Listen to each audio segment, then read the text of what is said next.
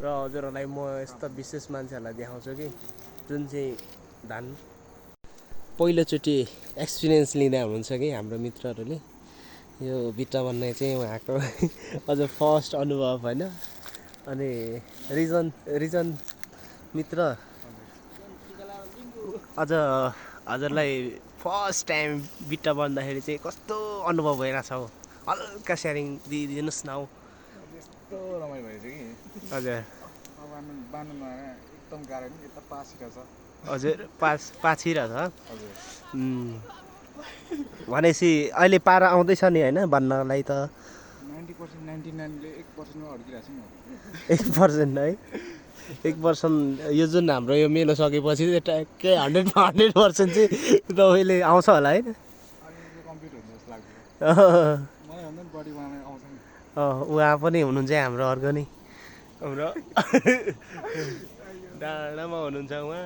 बिटा बान्ने होइन काम लाउने मान्छे उहाँको फर्स्ट एक्सपिरियन्स नै हो यो धान बान्ने बिटा बन्ने चाहिँ। तपाईँको अनुभव सुनाइदिनु न दाइ। मलाई धान बान्दाखेरि केरा काटे जस्तो लाग्यो।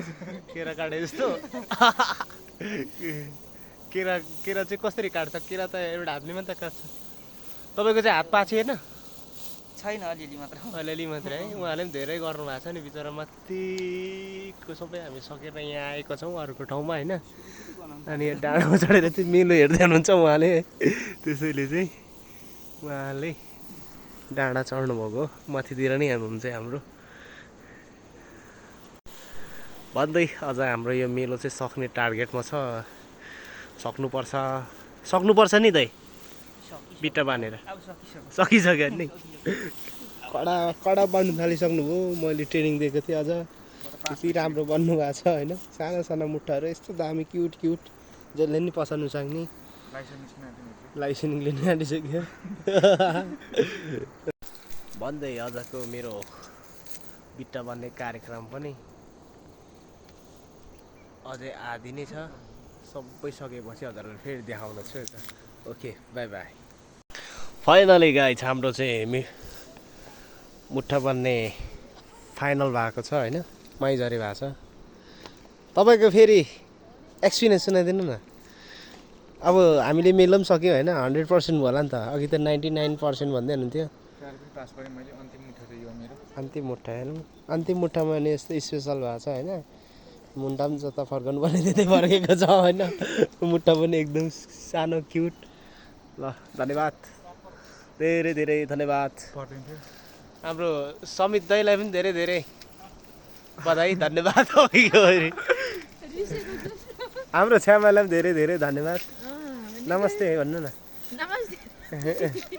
तपाईँको कस्तो एक्सपिरियन्स हो? यो अझ सकिँदैन जस्तो लागिरहेको थियो होला नि होइन? सक्छ भन्नु राति चाहिँ सक्छ भनेन है, र अँध्यारो भइन्जेलमा चाहिँ तर उज्यालोमै सकियो। खुसी हुनुहुन्छ नि? खुसी उज्यालोमै सकेकोलाई खुसियाली छु। हामी त खतरा काम गर्दिनँ गरेपछि खतरा गर्ने हो नि त होइन। गरेपछि खतरा हो नि काम गर्ने। तपाईँलाई पनि विशेष धन्यवाद हाम्रो खेता लगाइदिनु भएको।